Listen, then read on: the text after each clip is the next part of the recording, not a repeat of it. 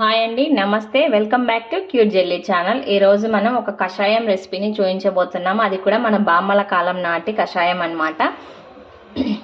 ఇదైతే 2 సంవత్సరాల పిల్లల నుండి మనం పెద్దవాళ్ళ దాకా ముసలి వాళ్ళైనా సరే హ్యాపీగా తీసుకోవచ్చు అనమాట. ఈ కషాయం తీసుకోవడం వల్ల మనకు సీజనల్గా వచ్చే దగ్గు జలుబు అనేటివి కంట్రోల్లో ఉంటాయి. మనకేం సిరప్లు అలాంటివి ఏమీ అవసరం లేదు. న్యాచురల్గా మనం ఇంట్లోనే దొరికే వాటితో హ్యాపీగా ఈ కషాయం ప్రిపేర్ చేసుకొని తాగొచ్చు అనమాట. చాలా రిలీఫ్గా ఉంటుంది. ఈ కషాయం అనేది మనకు మెయిన్గా రెస్పిరేటరీ ప్రాబ్లమ్స్ని కంట్రోల్ చేస్తుంది.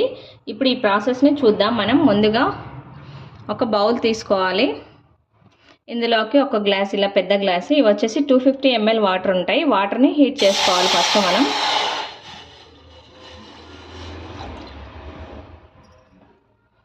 మనం 250 ml వాటర్ అనేది తీసుకొని వాటర్ని చక్కగా బాగా మరిగించుకోవాలి. వాటర్ అనేది మనకు హాఫ్ క్వాంటిటీ వచ్చేదాకా మరిగించుకుంటూ ఉండాలి. ఇప్పుడు ఇందులోకి వాటర్ హీట్ అయిన తర్వాత ఇక్కడ మనం ఒక 2 ఇంచుల చెక్క తీసుకోవాలి. దాల్చిన చెక్కను కూడా మనం వాటర్లోకి యాడ్ చేసుకోవాలి. దాల్చిన చెక్కలో వచ్చేసి మనకి చాలా యాంటీ ఆక్సిడెంట్ గుణాలు అనేటివి ఉంటాయి.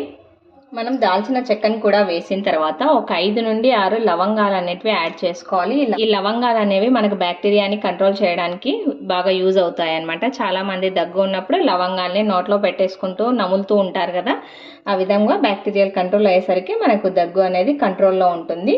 లవంగాలు కూడా వేసిన తర్వాత మనం ఒక హాఫ్ స్పూన్ వచ్చేసి వాము యాడ్ చేస్తున్నాను. వాము మన జీర్ణశక్తిని బాగా పెంచుతుంది. అసిడిటీ ప్రాబ్లమ్స్ ఏమన్నా ఉన్నా కూడా వాము అనేది కంట్రోల్ చేస్తుంది. వాము వేసిన తర్వాత ఒక హాఫ్ స్పూన్ వచ్చేసి జీలకర్ర వేసుకోవాలి. ఈ జీలకర్ర వచ్చేసి మనకు అలర్జీని కంట్రోల్లో ఉంచుతుంది, పైత్యం అలాంటి వాటిని తగ్గిస్తుంది. ఈ జీలకర్ర కూడా వేసిన తర్వాత మనం ఒక హాఫ్ స్పూన్ వచ్చేసి మిరియాల పౌడర్ వేస్తున్నాను నేను. మీరు మిరియాల పౌడర్ లేకపోతే మిరియాలని క్రష్ చేసి అయినా వేసుకోవచ్చు, ఏం పర్వాలేదు. ఈ మిరియాలు మనకి యాంటీ ఆక్సిడెంట్గా యూజ్ అవుతాయి. అదేవిధంగా యాంటీ ఇన్ఫ్లమేటరీ కూడా మనకి చాలా యూజ్ అవుతాయి. మిరియాలు కూడా వేసిన తర్వాత మనం ఒక టేబుల్ స్పూన్ వచ్చేసి అల్లం అనేది యాడ్ చేసుకోవాలి.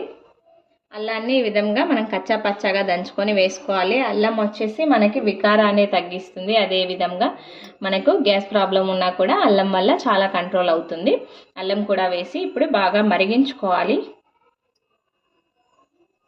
అల్లం వేసిన తర్వాత ఒక 8 నుండి 10 తులసాకులు తీసుకొని శుభ్రంగా కడిగి మనం ఈ కషాయంలోకి యాడ్ చేసుకోవాలి. తులసిలో ఎన్నో ఔషధ గుణాలు ఉన్నాయని మనకు తెలుసు కదా.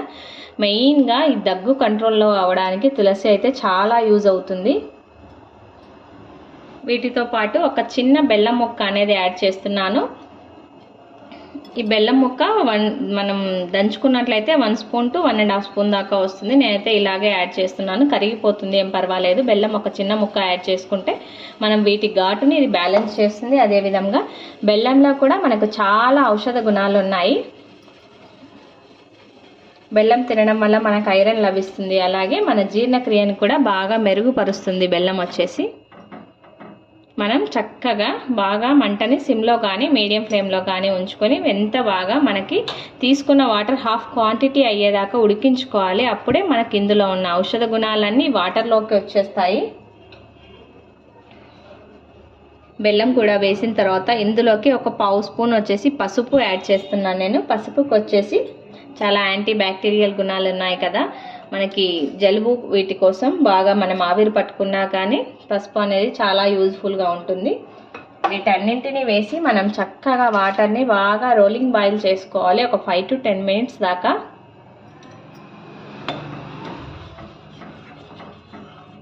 మీరు బెల్లం వద్దు అనుకుంటే వీటన్నింటినీ కాచి గ్లాసులకి వడబోసుకున్న తర్వాత ఒక 1 to 1.5 స్పూన్ హనీ యాడ్ చేసుకున్నా పర్వాలేదు. చాలా హెల్ప్ఫుల్గా ఉంటుందండి ఈ కషాయం. చిన్నప్పుడు పిల్లలకైనా ఇవ్వచ్చు. 2 years అబవ్ పిల్లల నుండి మనం పెద్దవాళ్ళు ముసలి వాళ్ళ దాకా హ్యాపీగా అందరం తీసుకొని ఇది ఒక 2 to 3 days అండి. డైలీ నైట్ పడుకునే టైంలో తీసుకున్నట్లయితే 2 days కల్లా మనకు బెస్ట్ రిజల్ట్ అనేది చూపిస్తుంది. మనం 3 days 4 days తాగామనుకో మనకు ఆల్మోస్ట్ కంట్రోల్లో ఉంటుంది. ఇందులో మనం ఎటువంటి కెమికల్ అనేది యాడ్ చేసుకోకుండా హ్యాపీగా అన్నీ మనం ఇంట్లో ఉన్న వాటినే యాడ్ చేసుకున్నాం కాబట్టి మనం 2 years అబోవ్ పిల్లలకైనా సరే హ్యాపీగా ఇచ్చేసేయచ్చు. పిల్లలు కూడా మనం ఈ బెల్లం వేయడం వల్ల వీటన్నింటినీ స్వీట్నెస్తో బ్యాలెన్స్ చేస్తుంది అనమాట. పిల్లలు కూడా ఏమి తాగకుండా ఇబ్బంది ఏం పెట్టరు, తాగుతారు పిల్లలు కూడా హ్యాపీగా. చూడండి, ఈ విధంగా మనం వాటర్ బాగా ఒక 6 to 7 minutes దాకా రోలింగ్ బాయిల్ అయిపోయింది. ఇప్పుడు ఈ గ్యాస్ని మనం స్టవ్ ఆఫ్ చేసేసుకోవాలి. ఇప్పుడు మనం ఈ కషాయాన్ని స్ట్రెయిన్ చేసుకోవాలి, వడకట్టేసుకోవాలి. ఇలాగే తాగలేం కదా, పంటికి తగులుతాయి కాబట్టి. చూడండి, మనకి ఇక్కడ కషాయం అనేది రెడీ అయిపోయింది. హ్యాపీగా మనం పిల్లలం కానీ పెద్దలం కానీ ఎవరైనా తీసుకోవచ్చు. రిజల్ట్ అయితే చాలా బెస్ట్గా ఉంటుంది. మనకి న్యాచురల్ రెమెడీ అండి ఇది. మన పూర్వీకుల నాటి కషాయం. హ్యాపీగా ప్రిపేర్ చేసుకొని ఎంజాయ్ చేసేయండి. చాలా సింపుల్ ప్రాసెస్ అండి. కషాయం రెసిపీ కనుక మీకు నచ్చినట్లయితే లైక్ చేయండి, షేర్ చేయండి. తప్పకుండా అందరూ సబ్స్క్రైబ్ చేయండి. Thanks for watching.